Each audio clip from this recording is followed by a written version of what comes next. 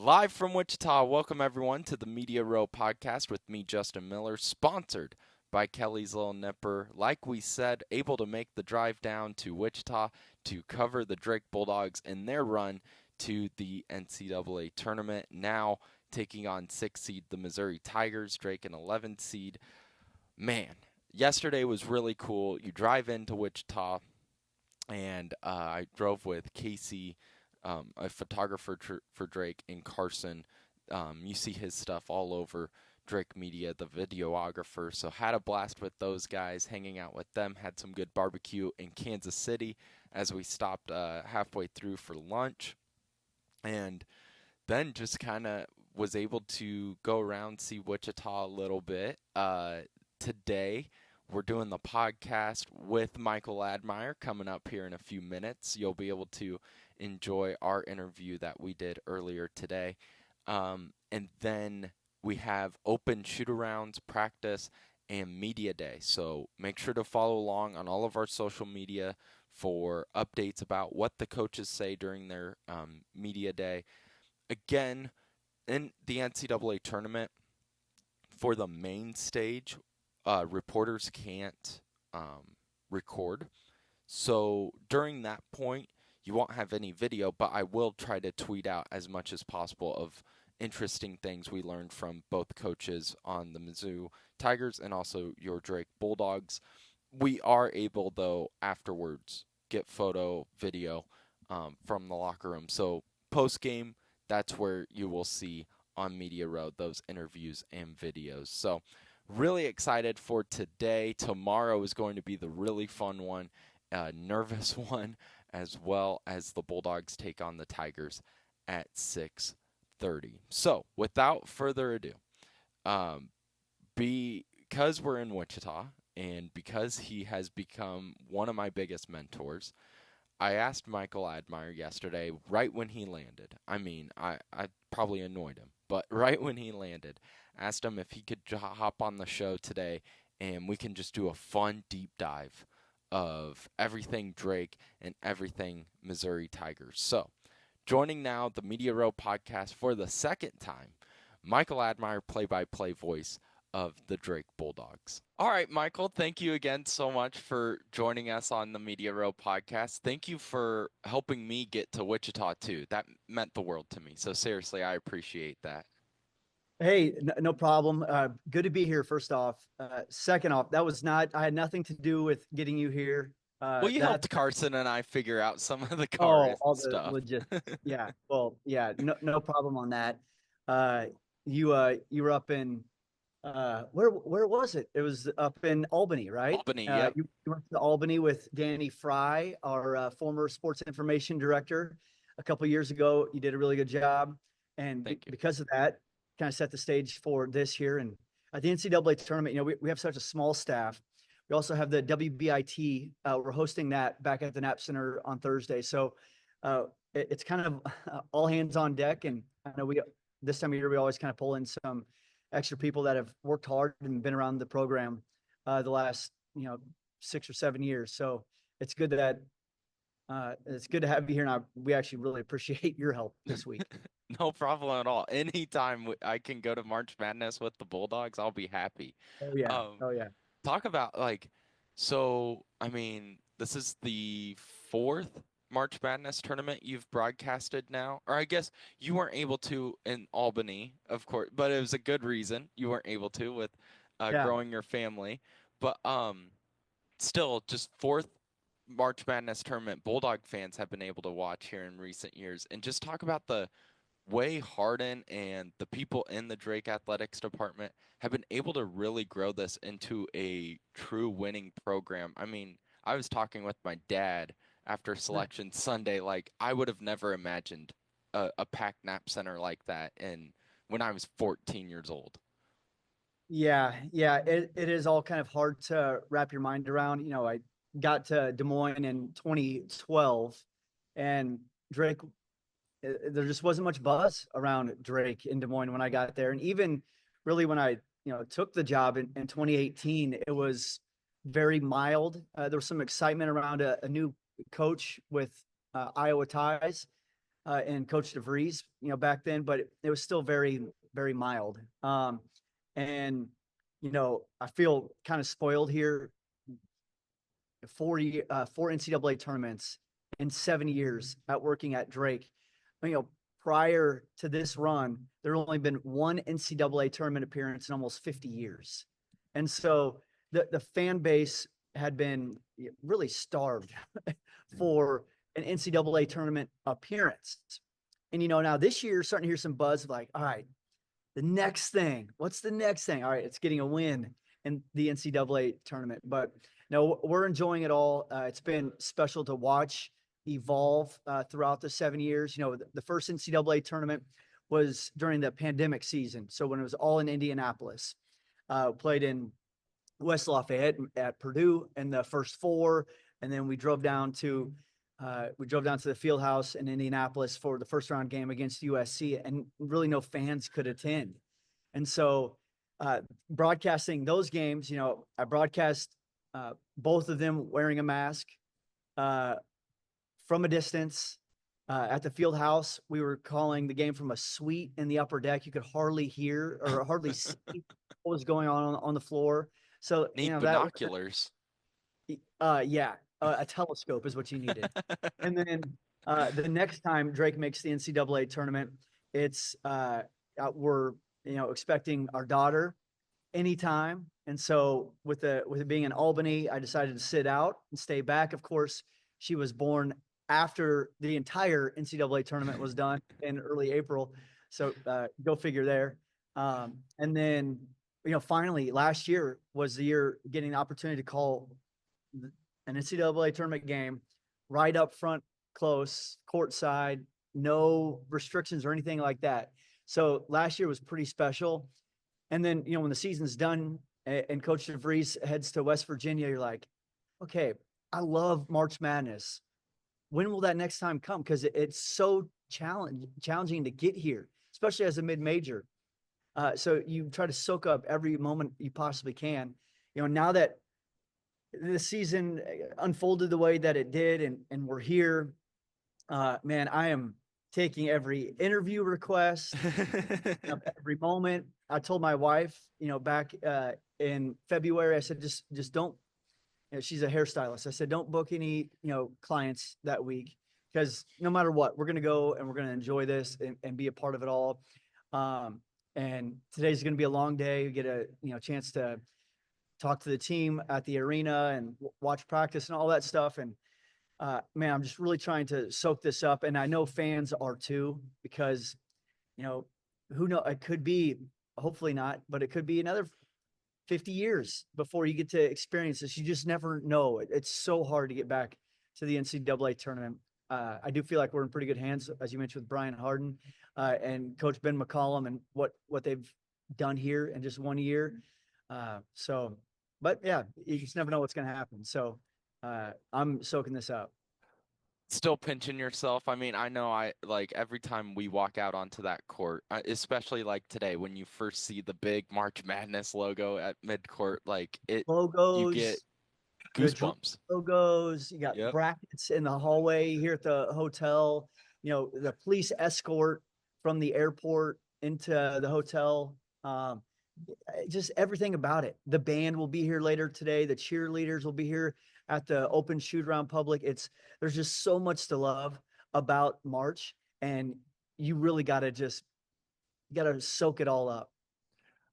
Before we dive into the Drake, Missouri game tomorrow, I do want to get your opinion, because as soon as you guys landed, the news broke that Darren DeVries was leaving West Virginia, going to Indiana on, I believe, they haven't announced the details, but right now all Pete Thamel, all those guys really close with college basketball are saying it's about a 6-year contract.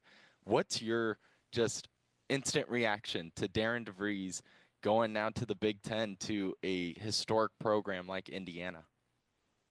Well, obviously, I spent a lot of time with Darren in the last 6 seasons, but I'm not in his hip pocket, knowing what he's thinking about or have any inside information on all that. So I was, just casually paying attention, like many people were, to the news that kind of trickled out throughout the day yesterday. And I guess my instant reaction to it is, wow. And I'm so happy for Darren and Tucker and Ashley and Tatum. Now it's probably going to be hard on Tatum leaving, going to a third high school in 3 years. I imagine that's tough for a high school girl. So you think about that kind of stuff with the family. But all in all, like, I mean, it is life changing money.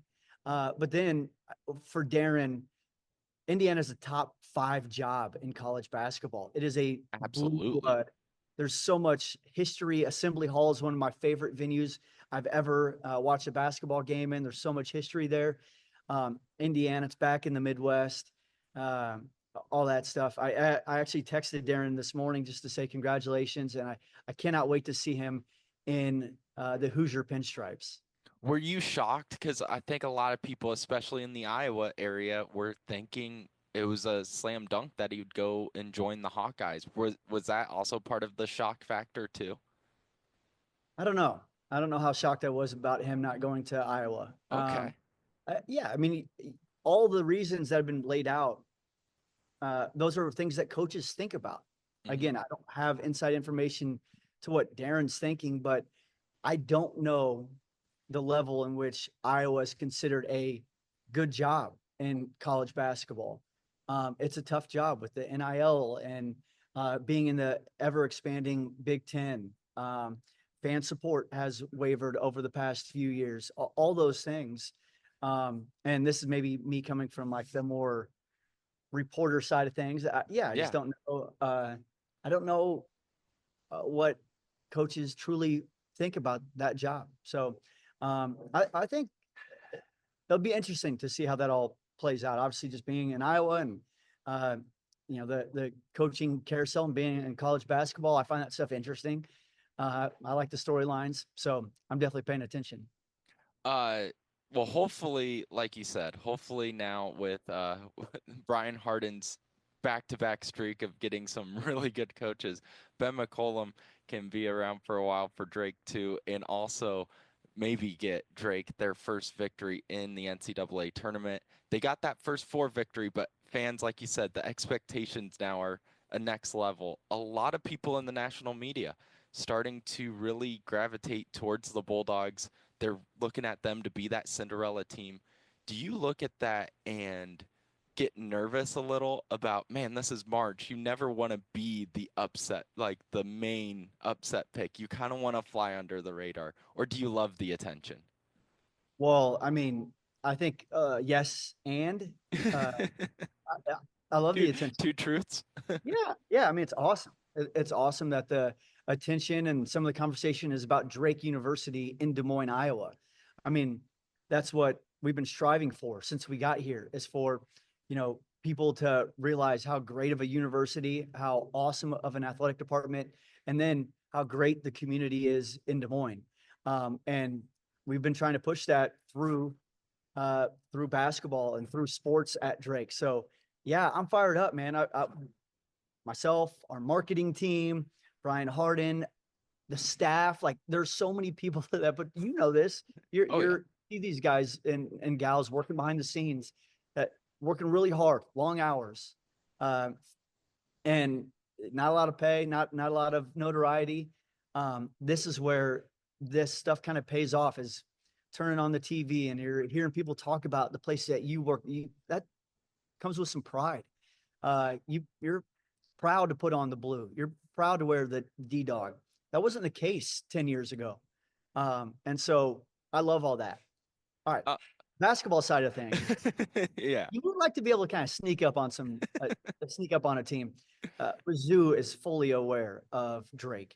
They're they know what's going on. They know how good Coach McCollum is. They know how good these players are. So we're not going to sneak up on Mizzou. Uh, so on that aspect, that would have been nice. But I know, it's it's just worth the it for the part cover. of watching March throughout the years. It Yeah. always feels like, oh, the popular upset pick never plans out. So then when everyone's picking you, you do kind of sit there like, no, no, no, no, no, don't worry about us. Don't pay attention to us. But it is really cool. I mean, like you said, 10 years ago, I mean, this was a team, I think, with honestly less than 10 wins in 2015. So I'd have to double check that stat. But yeah, I mean, there was a couple of years in there where they didn't have 10 plus wins, and now here you are, a popular pick in March to make a run. I do like this matchup though with Drake and Missouri. I do think these are two teams that have a similar style. Is that kind of when you're filling out your boards, talking with the play-by-play announcer, are you kind of getting the same feeling that this is a good draw for the Bulldogs? I mean, you don't it's hard. I mean, they played in the SEC. They won 10 games in the SEC. They have 3 top 5 wins. So when you talk about a good draw, I mean, we're in the NCAA tournament. There aren't many good draws. The 6 and 7 seeds are as good as I can remember, at least in my, 7 years of being in, college broadcast, college sports and broadcasting college basketball. There are some really good 6 and 7 teams. I watched a lot of Mizzou this year just because I really enjoyed watching the SEC. The one thing that always stood out about Mizzou is how hard they played. I mean, they are crashing the boards when they get steals. They get out in transition. They have really good shooters. They have athletic guards and provide a lot of mismatches. So, I mean, all those things scare you, of course. But I guess when you look at kind of common opponents, they split this year with Vanderbilt. They lost at Vanderbilt in Nashville. They beat the Commodores at home. So you think, all right, just through that, I feel like you got a shot at least against Mizzou. And I think the fun thing about this game is you do have contrasting styles because Mizzou likes to get up in transition. They like to run. They're a little susceptible on the defensive end of the floor. And so you feel like Drake could maybe attack in the half court offense. And then Drake is really good at getting back and stopping in transition. At the same time, the Bulldogs play a slower pace. They try to hashtag impose their will on the other opponent, and Mizzou will try to do some of the same things. So, um, yeah, I love the contrasting styles.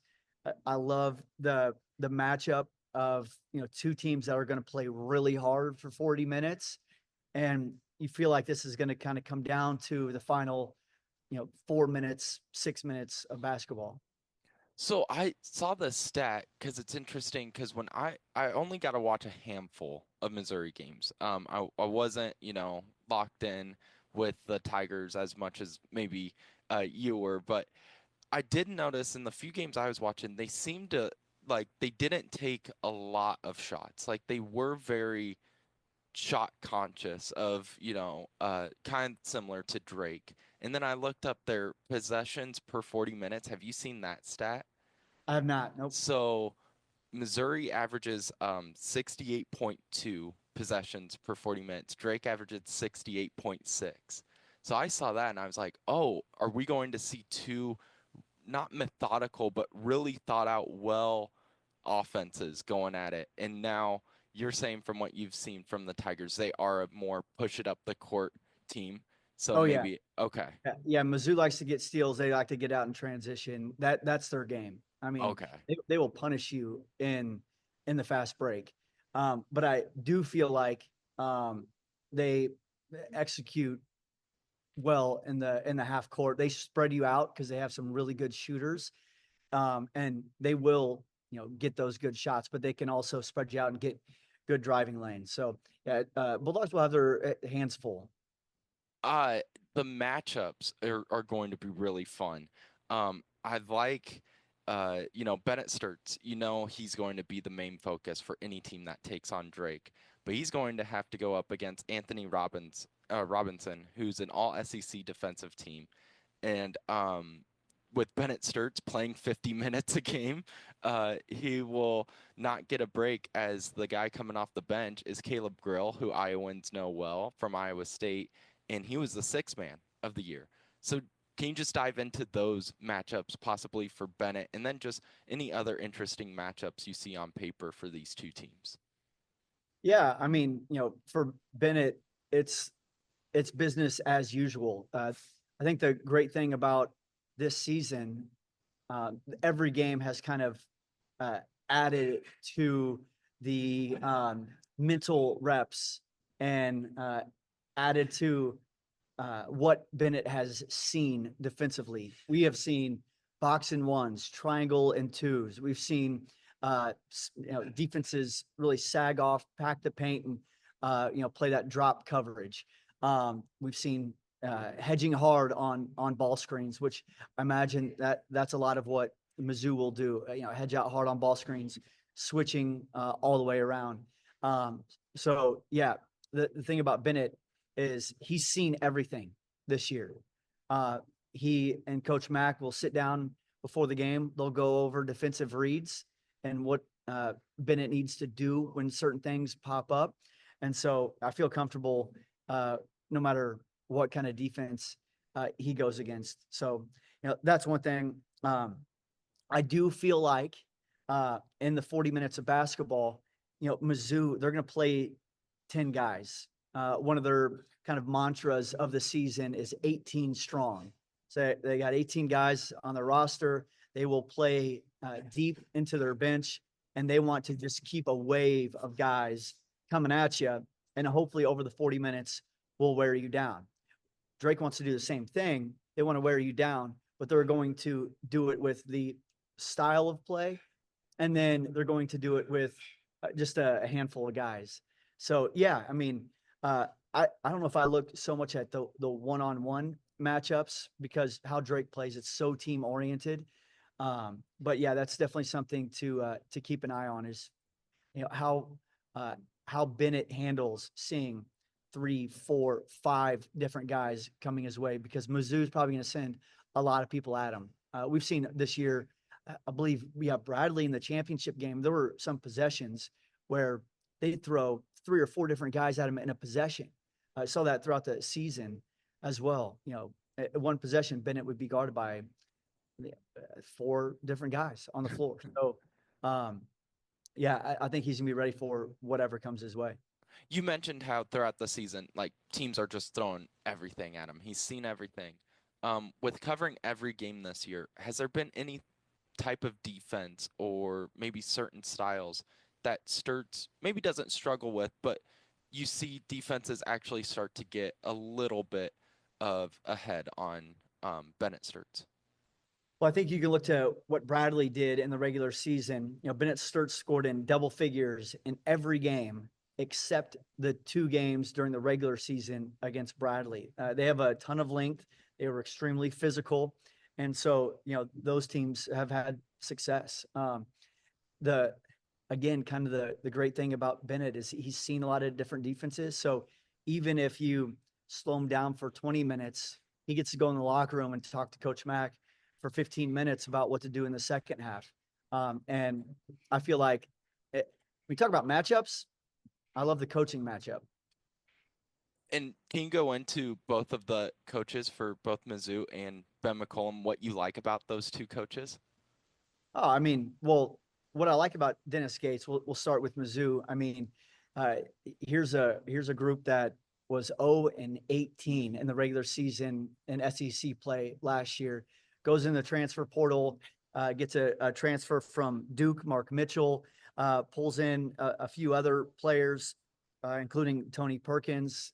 Caleb Grill was hurt for most of last season, so he gets healthy. You get a couple of players that have been in the system for a couple more years, and then now you attack SEC play and have success. You punch your ticket into the NCAA tournament because you beat Alabama, you beat Florida, you beat Kansas early on in the year as well. So I just love the approach that he's taken to go from no wins in the SEC to 11 wins, including the one against Mississippi State in the SEC tournament. So he has a line, energy generating behavior. So he really gets his guys locked in to play hard for 40 minutes. And I think that says a lot about a coach. And then, you talk about Coach Mack. I mean, he does all of those things. He's got this team playing with ultimate toughness that are willing to play for 40 minutes and play hard for 40 minutes. And then when it comes to a tactician, I don't know if there are many coaches in the country that are better than Coach Mack. And you mentioned something earlier about how Mizzou is going to want to, try to go into their depth as much as possible.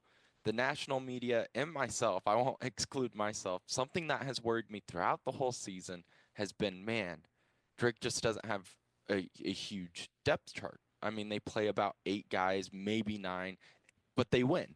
So it's like, okay, I was do say, why yeah. does it worry you? So that's why I was gonna ask, is that a tired conversation? Okay, Yeah, because I mean, I was reading a Jay Billis article. I was watching CBS Sports last night, and when everyone would talk about this matchup, they always go, "Ah, but the depth." And I go, "I had that issue too all season long, but then you're 30-3 regular season champs, tournament champs. You're 11 seed." yeah. I mean, everybody back in last May, can these D2 guys play? You go into Charleston. Well, they're gonna play 3 games in 4 days, and they're playing a couple guys a lot of minutes, and now they're gonna be playing, power four type schools. Can they win? They did it. And then, hey, how can they sustain success through January and February and into March? They win the regular season by 2 games. Okay, but can they win 3 games in 3 days by playing Bennett Sturts and Mitch Mascari for 40 minutes a night? No, there's no way they can do that. And then they do it. So I'm not going to sit here and question what these guys are doing, because it's been pretty impressive.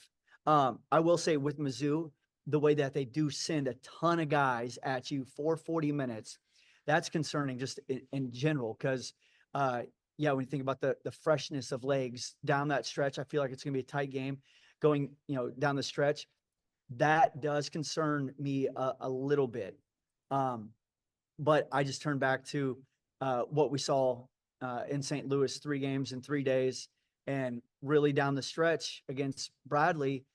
That's when the Bulldogs separated from the Braves, and the Braves had more depth and more length, and according to some other basketball people, they have more basketball talent than Drake. But it was the Bulldogs cutting down the nets at the end of the day. Another thing I love about the Bulldogs is they may not have a ton of depth, but they have an ability to play several different styles and several different lineups. They can play really big with Tavion Banks and Cam Maniau and Isaiah Howard on the floor, um, and positionally big. And then you look over, and then they can also play a little bit smaller. You could put Abreu and Banks and Isaiah Howard on the floor with that positional length that Coach Mack loves and talks about so much. You can be very versatile in your lineups, even though that lineup doesn't go super deep. I hate how many of those concerns that you brought up I had said in the preseason, oh, we don't know these D2 guys. Oh, can they play 3 games in 3 days? I probably said all those things, and then I just keep proven wrong. So I like it though. I like Yeah, being wrong in this style. I mean that's part of telling the story of the season. You uh, have to ask those questions and have to have those thoughts. You got to be somewhat critical thinking. But then when the evidence starts to pile up, you also have to be willing to, adjust your thoughts. And that's kind of where I've come from. Uh, there's been enough evidence out there uh, that, I mean, yeah, I don't know. Now it's just time to see what happens on Thursday. 30 games worth of evidence, 2 nets cut down. I think that's good evidence. You mentioned Mizzou's defense and how tough they can be, but lately they have been given up a little more on the defensive side. In the SEC tournament, I mean, Florida, which is a national championship favorite by a lot of people, really had their way with that defense. And just what concerns or what are you seeing from this Missouri defense that maybe Drake can take advantage of? So I think Mizzou's defense has been opportunistic. They're when they get the steals, they're able to get out and transition and punish you, and then they kind of start building some confidence, and then they roll off of that. Uh, but in the half court, they really have struggled. 6 of the last 8 games, they've surrendered at least 85 points. And they've lost a handful. They've lost 5 of the last 7 games. Now, I talked to Mike Kelly, who's the voice of the Missouri Tigers, yesterday, and he has a theory which I kind of relate to a little bit. After they beat Alabama on their home floor, that's kind of when all these things started happening. The lack in defense, the a couple losses piled up. So, you beat Alabama, kind of secure your spot in the NCAA tournament. There's that natural letdown, Yep. and Yep. with that natural letdown, it opens up the door for some things to happen. I feel like March brings new life, and so I'll be interested to see what that provides for Mizzou, especially on the defensive end. I will say against Florida, they were without their leading scorer, Mark Mitchell. He's also, um, a big body and can provide a lot of mismatches on the offensive end. I have heard he is a little vulnerable on the defensive end. So good offensive player, but might have some gaps in his defensive game. Do you know, is he going to play in the Yeah, NCAA tournament? Okay. as far as I know, the plan, he was supposed to play against Florida. He could have played against Florida, but it was a coaching decision to hold him out and let his knee heal and get ready to go for tomorrow. Is there any other injury updates for either side? I mean, anyone that people should know about missing it, or both teams going in fairly healthy? I think we're going in fairly healthy. I know Mizzou's had some injuries throughout the season. Yeah. Kind of reflects some of their up and down year, or maybe some of their downswings. But yeah, I mean, Mark Mitchell's the big one, leading scorer, had a knee injury in the SEC tournament, sat out a game, but they expect him to be ready to rock. Michael, thank you again so much for doing this for me. I really appreciate it. Always enjoy having you on, and hopefully we get to do another interview previewing maybe either a Big 12 team, or maybe we'll see an upset too here, and have two double-digit seeds going at it. So it'll be really fun. Thank you again so much for doing this for me. I appreciate you. I don't want to look too far ahead, but Coach McCollum and Grant McCaslin from Texas Tech, they're best friends. I didn't That know that. that'd be pretty cool. They got I, to play, and Drake went down to Lubbock back in October in a scrimmage with Texas Tech and played them, and that was a game where they felt like they gained a ton of confidence from. So that would be, I don't know, it could all come back around. Full circle. Do you know if Drake, if they are able to pull off this win against Mizzou, would that be the first NCAA tournament win since 1970? Do you know the date? 1971, and that win Oh, was in what city? I don't know. Was it in Wichita? Wichita. I love it. I love it. Full circle. Full circle. Hey, I'm a sucker for storylines. Michael, thank you again so much for doing this. A huge shout out to Michael Admire and everyone here at the Drake Athletic Department for allowing me to come on this trip, cover this team, help out as I can, while also being able to still do my podcast. Means the world. Wasn't able to see a victory in Albany in 2023. Let's hope we can see one now in 25 in Wichita. And I like all those. I love those storylines that Admire is able to find. So maybe there's some good history, good mojo with Drake playing in Wichita in March. So before we finish up today's show, have to give a huge shout out to our title sponsor in Kelly's Little Nipper, 1701 East Grand Avenue, Des Moines. Make sure to hit them up. They have great food, great beer, even better people in that building. Took Megan and some of my family to Kelly's Little Nipper on Sunday after the selection show. Everybody loved it. It is starting to become that time of the year where I'm going to be there more often than not, with golfing and some really cool events coming up with Kelly's Little Nipper that we'll be sure to share on our socials as much as possible. So be sure to go check out Kelly's Little Nipper, 1701 East Grand Avenue in Des Moines. And if you do, be sure to tell them that Media Roast sent you. So before we finish up today's show, I know I asked Michael Admire about this, and everyone saw the news. I do want to hit on the Darren DeVries breaking news of, I mean, the team landed, and all of a sudden, Twitter explodes. Darren DeVries headed to Indiana. 6-year contract is what's being said on Twitter. No other details of, how much money he'll get. And just a few thoughts on this. One, happy. Happy for Darren. Happy for his family. More likely than not, Tucker will follow him to play in the Big Ten, which I've been a huge fan of Tucker since he came over to Drake. The DeVries are a great family. They're great people. Really happy for them on a personal level. Professional level, too. You can't blame a coach for wanting to take a historical huge jump like Indiana. West Virginia was a good job, too. In the Big 12, I think as a whole, personally, I think is a better conference than the Big Ten. But Indiana is a way better job. You expect there to be way more funding for NIL, which is crucial these days in college athletics. You expect there to be more funding just because of the history of this program. But with that comes more pressure. If he had gone to an Iowa team that many Iowa fans thought he would and thought he'd be the right hire, there wouldn't be that huge, you have to make the NCAA tournament, and not even do that.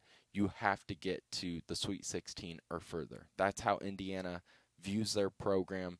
There's not a lot of room for, a rebuild by any sense. You can restack your team, but there's no rebuilding. With Iowa, it is not a good look. And I'll say that because it looks like Iowa isn't able to. We're not expecting Iowa to have the same amount of funding as an Indiana program, but you do expect them to be able to challenge and compete, especially when everybody's saying this is Darren's dream job. He grew up a Hawkeye. This is the job he wants. And as fast as it all went down yesterday, it just looks like Iowa doesn't have the money. I mean, I put out the tweet, and I still stand by it, that Iowa has fumbled the bag with DeVries now 2 straight years. And I know Fran wasn't fired last year, but I really felt like, and I think a lot of Hawkeye fans felt this way, of it was time. And so you get rid of Fran, and then you get Darren DeVries, and you don't have to worry about a buyout. You get them from Drake, and you don't have a huge buyout like you would from this West Virginia deal. And then secondly, with the NIL, like we're talking about with Indiana, they're able to pay a larger sum for their NIL, and with Iowa, they're bottom 5 in the Big Ten in NIL funds. So it's not a great look on Iowa. It's a great job for Darren DeVries. I think it's going to bring a lot of pressure, though, and we shall see what happens now. I'm really excited, though, to be able to watch Darren and Tucker, more than likely. I mean, everyone's just safely assuming Tucker will follow his dad like he has throughout his entire college career. So, wanted to give a quick kind of my few thoughts on Darren DeVries and this whole chaos coaching carousel now. March Madness isn't only in the tournament, it's in the off season as well. Really excited about the game tomorrow. Be sure to follow along on all of our socials, as we will have post-game interviews with coaches and players, and also in-game thoughts. Thank you so much to Kelly's Little Nipper for being our title sponsor. Thank you to the Drake Athletics Department for having me along here, and thank you to the fans for making any of this possible by downloading, subscribing, liking, commenting, all that great stuff. Really appreciate you guys, and I will see you Friday at 2 o'clock.